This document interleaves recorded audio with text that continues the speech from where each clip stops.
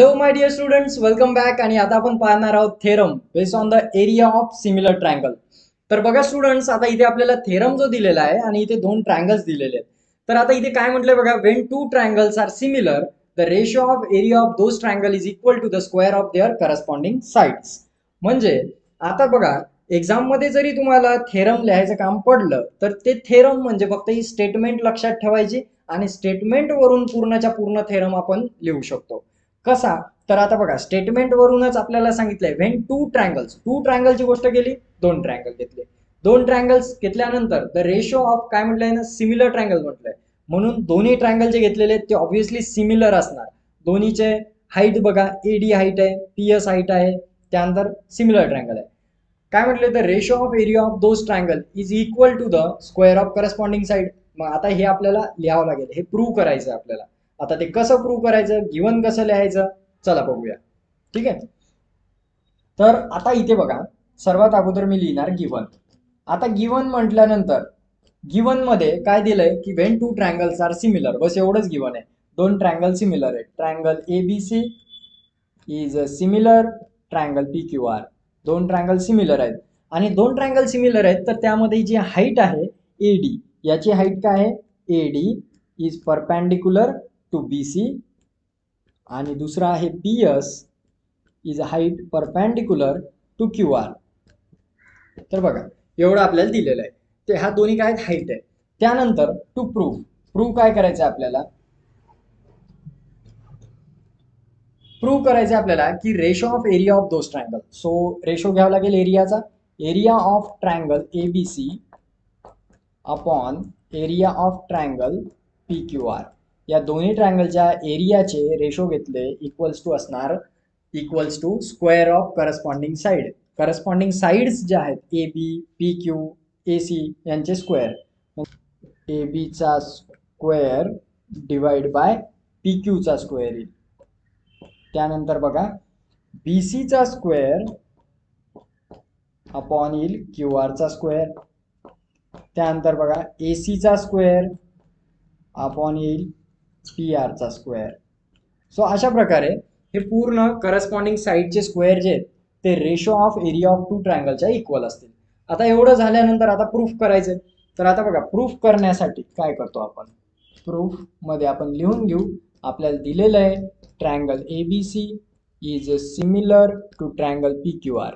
आता हे दोन ट्रायंगल सिमिलर आहेत, तर यांचे एरिया जो असणार आहे त्यांचा रेशो काय होईल बघा, area of triangle ABC upon area of triangle P Q R.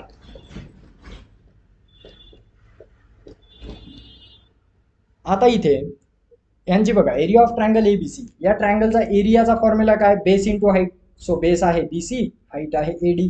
So BC multiply by AD upon P Q R ची बेस काय, क्यू आर इंटू हाईट आहे P S. So Q R into P S.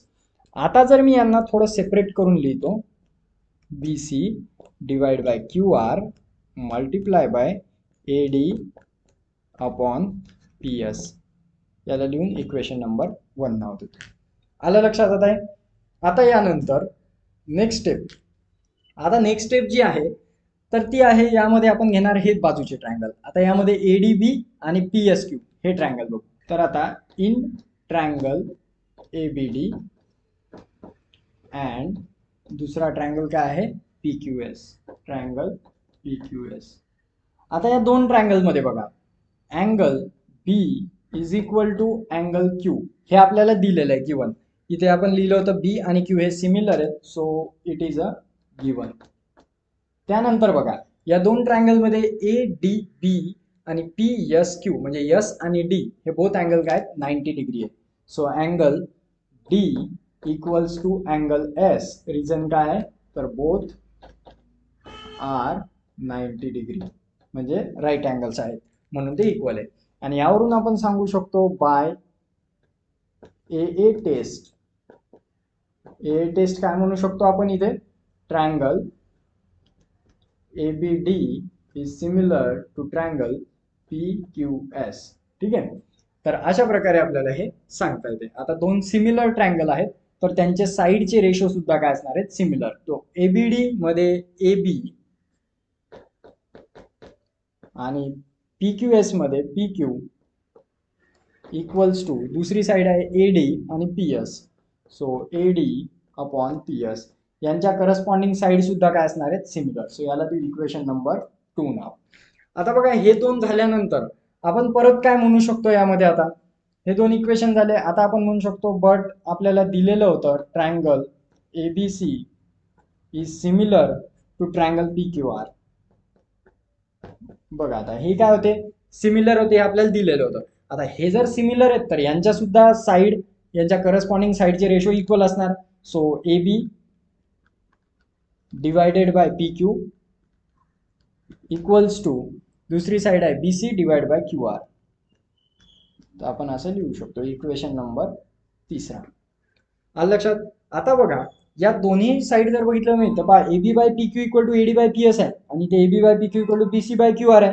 तर याच्यावरून आपल्याला काय लिहू शकतो from 1 and 2 आपल्याला काय लिहिता येते. फ्रॉम 1 and 2 आपण लिहू शकतो की हे याच्या इक्वल आहे आणि हे सुद्धा याच्या इक्वल आहे. दोन्ही AB बाय PQ च्या व्हॅल्यू आहेत म्हणून ह्या दोन्ही पण काय झाल्या इक्वल झाल्या. AD by PS equals to BC by QR. हे झालं राईट.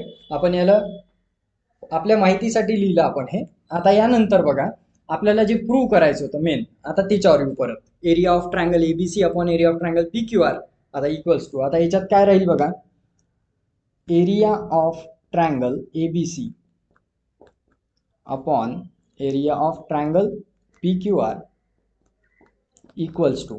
आता यांचे जर आपण रेशोज घेतले साईडचे तर काय येतात आपले मेन काय होतं हे बघा इथे फ्रॉम 1, 2 and 3 आपण हे लिहू शकतो. इथे मी लिहितो फ्रॉम 1, 2 and 3. 1, 2 आणि 3 वरून आपल्याला काय लिहिता येते की यांचा एरिया जो आहे तो इक्वल आहे BC into AD upon QR into S. हेच लिहू शकतो आपण इथे direct BC upon QR multiply by AD by PS. AD by PS. आता हे बघा यामध्ये BC बाय QR आणि AD बाय PS. तर AD बाय PS च्या जागेवर आपण BC बाय QR लिहू शकतो कारण AD बाय PS ची व्हॅल्यू काय आली BC बाय QR. सो याच्या जागेवर आपण ही व्हॅल्यू टाकू शकतो. सो इक्वेशन काय बनेल BC बाय QR हे जशाला तसं लिहितो मी multiply by AD by PS च्या जागेवर परत BC बाय QR टाकतो. म्हणजे आपला आन्सर काय बनेल बघा BC इंटू BC BC चा square QR into QR QR चा स्क्वेअर. आता जसं BC square upon QR square आलं म्हणजे एक करस्पॉन्डिंग साईड ही वाली आपल्याला मिळालेली आहे राईट. मग आता ही जर साईड अशी निघू शकते तर याचाच अर्थ ह्या सुद्धा साईड अशाच निघू शकतात. सो आता मी काय करतो इथे लिहून घेतो. बघा आता इथे आपण लिहू शकतो की जसं की आता हे जर इक्वल येते तर ह्या बाकीच्या पण साईड काय असणार आहे इक्वल असणार आहे. So area of triangle ABC upon area of triangle PQR equals to काय बघा BC square upon QR square जसा होता तसाच AB square upon PQ square आणि उरलेली जी साईड आहे AC square upon PR square. तर ही सुद्धा काय असणार हे सर्व साईडचे स्क्वेअर जर केले आपण तर करस्पॉन्डिंग साईडचे तर ते इक्वल असतील एरिया ऑफ ट्रायंगलच्या रेशोचा. तर अशा प्रकारे आपण हा थेरम सॉल्व्ह केलेला आहे. आणि आता तुमच्या लक्षात आलंय कसं प्रूव्ह करायचं. आपल्याला जर स्टेटमेंट जरी दिली असली तर त्यावरून आपण हे लिहू शकतो. स्टेटमेंट आपल्याला जशी दिली होती दोन ट्रायंगल आहेत दोन्ही सिमिलर आहेत आपण लिहून घेतले. त्यानंतर आपण प्रूव्ह करायची स्टेटमेंट जी दिलेली असते आपल्याला स्टेटमेंटमध्ये ती लिहून घेतली. त्यानंतर आपण काय केलं की एरिया ऑफ ट्रायंगलचा सरळ रेशोचा फॉर्म्युला लावला की आपण ratio of area of triangle सुरुवातीला घेतले होते तसेच बेस इंटू हाईट त्यांना फक्त सेपरेट करून लिहिलं. त्यानंतर त्यातले जे ट्रायंगल्स आहेत दोन घेतले ते सिमिलर दाखवले त्यांच्या साईड्स ह्या इक्वल दाखवल्या रेशो आणि सिमिलरली पहिल्या ट्रायंगलच्या आपण मेन दोन ट्रायंगलच्या आपण साईड्स दाखवल्या इक्वल आणि त्यावरून आपण हे सॉल्व्ह केलं. तर अशा प्रकारे सॉल्व्ह करतात.